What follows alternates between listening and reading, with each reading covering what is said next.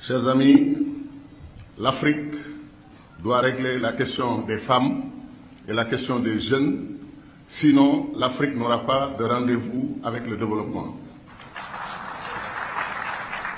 Les femmes, j'ai entendu dire qu'elles représentaient 50% de la population. En vérité, je ne connais pas de statistiques dans quasiment aucun pays du monde où les femmes ne font que 50%. Dieu a choisi de faire d'elles la majorité.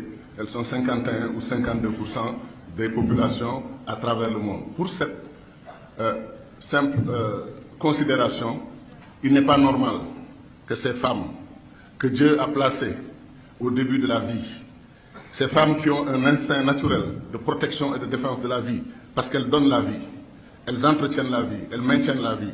Ces femmes sont nos mamans, sont nos sœurs, sont nos épouses, sont nos amies. Nous leur devons respect, affection et considération. Et c'est très très regrettable que beaucoup d'hommes, après des milliers d'années d'histoire et de leadership masculin, n'arrivent toujours pas à comprendre que ça ne suffit pas de dire que ma mère est le centre de ma vie. Si maman est le centre de votre vie, sachez que toutes les autres femmes sont ou des mamans potentiels. Et vous leur devez aussi respect et affection.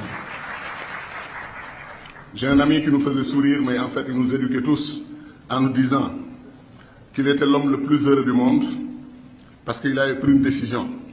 Il disait que, chers amis, ma femme est mon coach, ma femme est mon guide, ma femme est mon ami. Alors on dit, mais on ne dit pas, si c'est femme, pourquoi tu ne dis pas ma coach ou ma guide? Il dit non, puisque les hommes tiennent à jouer les patrons, je préfère dire que ma femme est mon patron. Et il dit la conséquence de ma décision, c'est que j'ai fait très peu d'erreurs dans ma vie. Parce que chaque fois qu'on me posait une question cruciale, importante, je demandais à aller consulter mon coach, ma patronne, c'est-à-dire mon patron. Et il dit, je me suis rarement trompé dans la vie. Et je crois que c'est absolument une vérité. Les hommes n'acceptent pas de le reconnaître, mais c'est la vérité.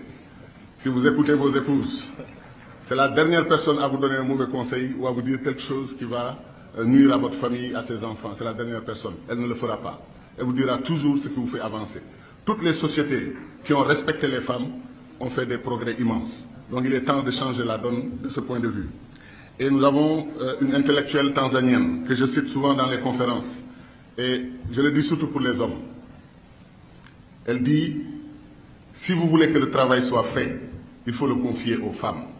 Si vous voulez qu'on en parle, il faut le confier aux hommes. Si vous voulez que le travail soit fait, il faut le confier aux femmes. Si vous voulez qu'on en parle, il faut le confier aux hommes.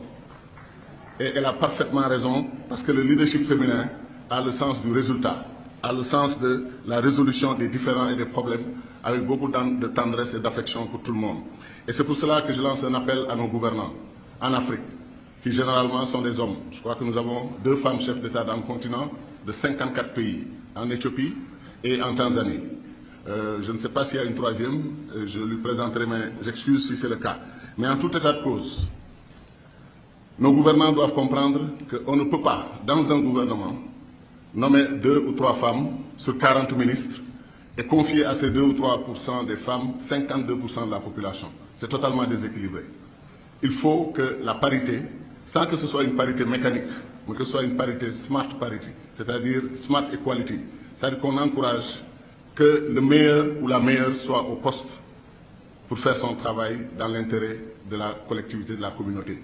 Et ça fera avancer le débat dans nos sociétés. Les jeunes filles ont besoin de rôle modèle en regardant les femmes en position de leadership, en position de décision. Ça me semble extrêmement important. C'est la même chose avec la jeunesse africaine. Comment peut-on dire que l'Afrique a 65 à 70% de jeunes? Je l'ai dit à un ami chef d'État, paix à son âme.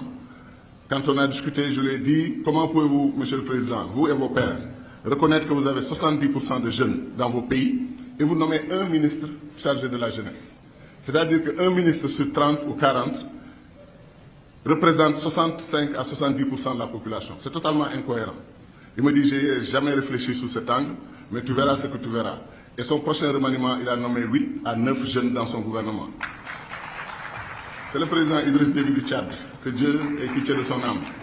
Et le président Déby, 3 mois après, il me dit, tu sais, j'estime que l'efficacité de mon gouvernement a quasiment triplé. Parce que ces jeunes, ils sont au bureau jusqu'à minuit, Quand je leur demande, je leur donne un travail, c'est exécuté dans les 24 heures. Ils me disent alors que les anciens, avec tout le respect qu'on leur doit, ils ont trop de problèmes, trop de contraintes, trop d'obligations. Ça prend une semaine pour qu'ils me rendent un dossier, un rapport. Ces jeunes, parce qu'ils en veulent, parce qu'ils veulent prouver qu'ils sont les meilleurs parmi les meilleurs, qu'ils sont compétents, ils font le travail et ils me le ramènent immédiatement. Ils disent merci pour le conseil. Donc c'est pour vous dire que l'Afrique ne peut pas sacrifier son potentiel jeune. Il faut réussir la transition générationnelle. Nous avons besoin des anciens, nous sommes des Africains. Les anciens sont sacrés.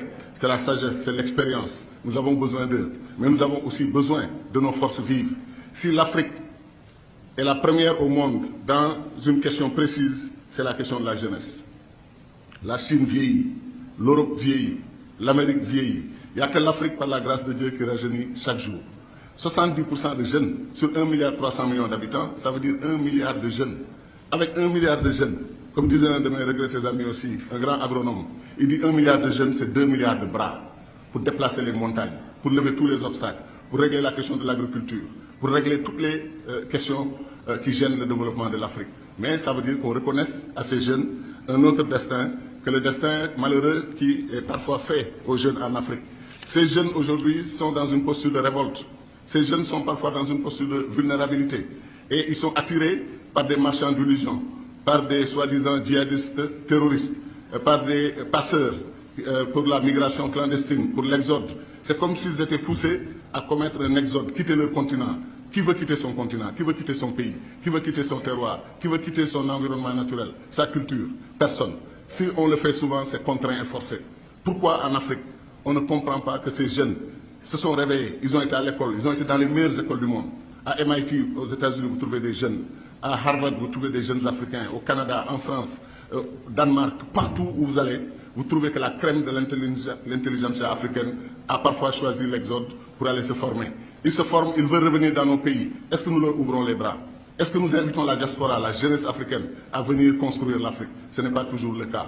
Donc je pense que nous devons faire de grands efforts et comprendre que ces jeunes sont prêts à servir l'Afrique, à aider l'Afrique. Et ces jeunes ont décidé de ne plus accepter d'être les riches les plus pauvres du monde et les pauvres les plus riches du monde. C'est ça la révolte des jeunes. Ils comprennent que nous avons, dit-on, un tiers des ressources naturelles prouvées dans le monde. Je pense même que nous avons probablement 40% ou peut-être même 50%. Et c'est comme, je le dis toujours, nous sommes les fils et les filles aînés de Dieu. Dieu aime l'Afrique, Dieu aime les Africains. Et c'est comme si chaque fois qu'on pille les ressources de l'Afrique, qu'on vide les mines, qu'on vide les terres, qu'on occupe nos terres, qu'on prenne nos ressources, notre gaz, notre pétrole, c'est comme si chaque soir, Dieu envoyait des anges pour aller encore remplir les mines d'or, de diamants, de cobalt, de coltan, parce que nous sommes ses fils et ses filles aînés. Donc quand vous avez ce soutien, cet appui, cette affection, cette tendresse de Allah subhanahu wa ta'ala, il reste que vous devez décider de construire l'Afrique et de faire la renaissance africaine. Nos leaders sont interpellés. On ne peut pas avoir toutes ces richesses et avoir la plus grande richesse du monde, la ressource jeune, 1 milliard de jeunes, encore une fois, et ne pas les utiliser pour sortir de la pauvreté, pour réaliser la paix et donner la sécurité aux Africains. Notre destin est entre nos mains. Nous ne pouvons pas continuer à blâmer l'extérieur, le passé colonial. Toutes ces questions sont importantes. Mais le plus important, c'est que les Africains ont décidé de prendre leur destin en main. Donc ne négocions pas notre destin avec qui que ce soit d'autre. C'est ici que ça se règle et entre nous. Changeons ou améliorons notre leadership.